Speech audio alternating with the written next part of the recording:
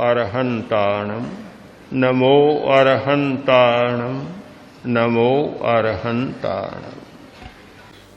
पांचवा सूत्र, अभ्यास होना चाहिए। उपाय भी मिल गया, विश्वास भी हो गया, पर अभ्यास नहीं है तो पूरा काम नहीं बनेगा।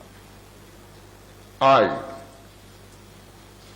धर्म की स्थिति जो बनी है कि धर्म का परिणाम नहीं आ रहा है। धर्म से आदमी को जितना बदलना चाहिए नहीं बदल रहा है।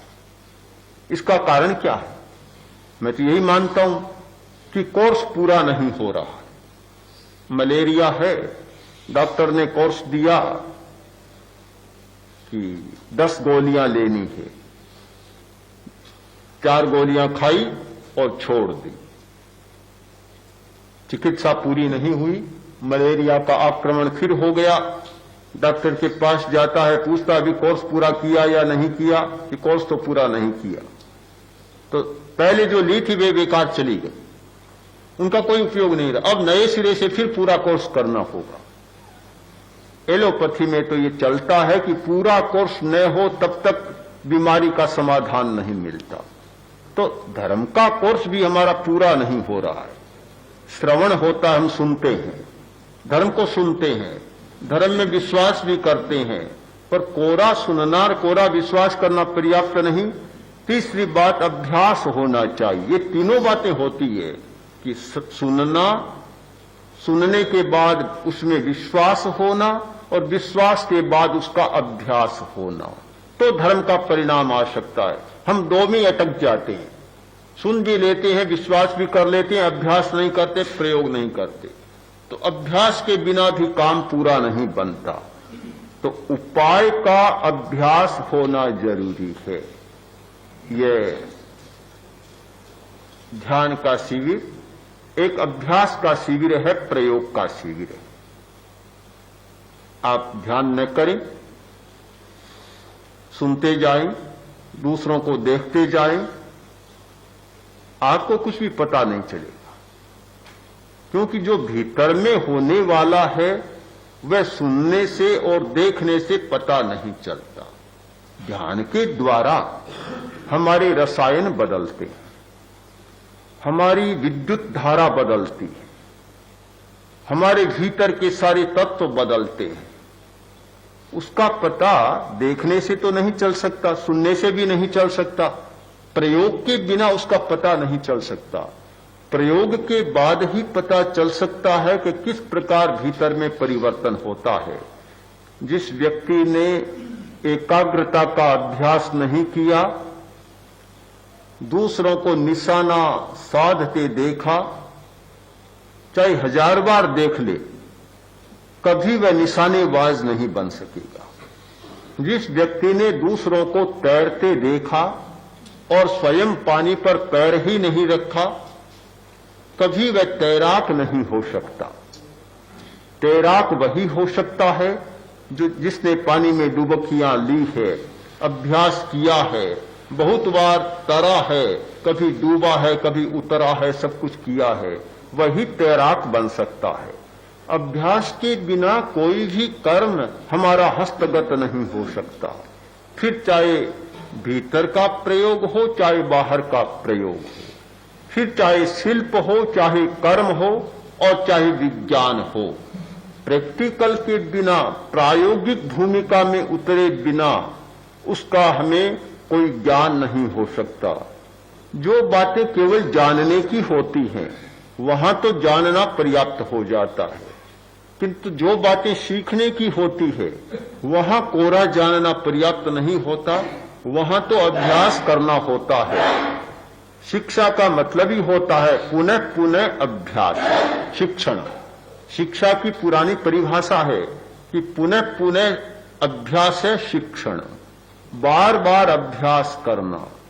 हमारी 2 प्रकार की शक्तियां होती है, एक प्रातिभ शक्ति और एक आधिगमिक शक्ति, नैसर्गिक। एक नैसर्गिक और प्रातिभ शक्ति है, वह जन्मजात किसी को प्राप्त हो जाती। कुछ लोग जन्म से ही विद्वान होते हैं, जन्म से शिल्पी बनते हैं, जन्म से चित्रकार बन जाते हैं और छोटी छोटी अवस्था में बड़े चमत्कार पूर्ण कार्य कर डालते हैं। तो वह उनकी अभ्यास जा शक्ति नहीं है, किंतु नैसर्गिक शक्ति या प्रातिभ शक्ति है। किंतु सब लोगों को वैसी शक्ति प्राप्त नहीं होती। अधिकांश लोग अभ्यास के द्वारा अपनी शक्ति का विकास करते हैं। जितना जितना पटु अभ्यास होता है, जितना जितना अच्छा अभ्यास होता है, उतनी उतनी शक्ति बढ़ती चली जाती। तो दूसरा मार्ग है अभ्यास का, आधिगमिक मार्ग, अधिगम का और शिक्षा का। तो हम लोग एक ध्यान की शिक्षा प्राप्त कर रहे हैं। फिर मैं स्पष्ट कर दूं, शिक्षा का मतलब केवल जानना नहीं, शिक्षा का अर्थ है अभ्यास करना, प्रयोग करना, बार बार दोहराना। ये दोहराने की बात कर रहे हैं। दोहराते दोहराते एक बिंदु ऐसा आता है कि हम उस पर पहुंच जाते हैं और हमारी मंजिल तय हो जाती है। तो हमारे व्यक्तित्व निर्माण के लिए ये आत्मनिरीक्षण बहुत महत्वपूर्ण है और आत्मनिरीक्षण के 5 सूत्रों की संक्षिप्त सी चर्चा मैंने प्रस्तुत की। आत्मनिरीक्षण के भी 2 रूप, एक अपने आचरण व्यवहार का अनुभव करना, उस पर ध्यान केंद्रित करना, और दूसरा अपने शरीर और मन में घटित होने वाली घटनाओं का अनुभव करना। जब हमारा मस्तिष्क आत्मनिरीक्षण के द्वारा जागरूक होता है, अब क्या विचार आने वाला है और कौन सी भाव तरंग पैदा होने वाली है, आपको तत्काल पता लग जाएगा। आजकल पश्चिम में अपनी वृत्तियों पर कंट्रोल पाने के लिए बायोफीडबैक का प्रयोग करते हैं। उससे पता लगा लेते हैं तापमान कितना है, कौन सी वृत्ति काम कर रही है, उसे मशीन से पता लगता है और फिर उसके बाद अभ्यास के द्वारा उस वृत्ति पर नियंत्रण करते हैं। हमारे यहां तो यह पद्धति पहले से रही है। हमें जो बायोफीडबैक का उपयोग करने की जरूरत नहीं, ध्यान की गहराई में जाकर हम ऐसा जागरूक भाव विकसित कर लेते हैं, हमें तत्काल पता लग जाता है कि अब कौन सी वृत्ति जागने वाली है। तत्काल फिर उस वृत्ति पर नियंत्रण पाने की क्षमता हो जाती है। क्रोध उतरने वाला है, अभिमान उतरने वाला है, उद्दंडता उतरने वाली है, वासना उतरने वाली है, भय उतरने वाला है, आलस्य उतरने वाला है।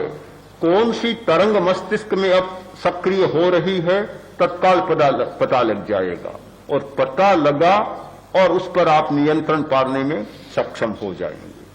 यह एक उपाय है अपने व्यक्तित्व को सर्वतोमुखी और शक्तिशाली बनाने का। मैं सोचता हूं ध्यान के द्वारा हम आत्मनिरीक्षण की विधा में आगे बढ़ें, अपनी चेतना को जागरूक बनाएं, सक्रिय बनाएं, इतनी कर्मण्य बनाएं, इतनी सक्षम बनाएं कि बाहर की घटनाओं का आकलन भी कर सकें और भीतरी घटनाओं का भी आकलन कर सकें। ये भीतर और बाहर दोनों जगत की घटनाओं का आकलन कर और अपने यथार्थ के धरातल पर यथार्थ का जीवन जी सकें।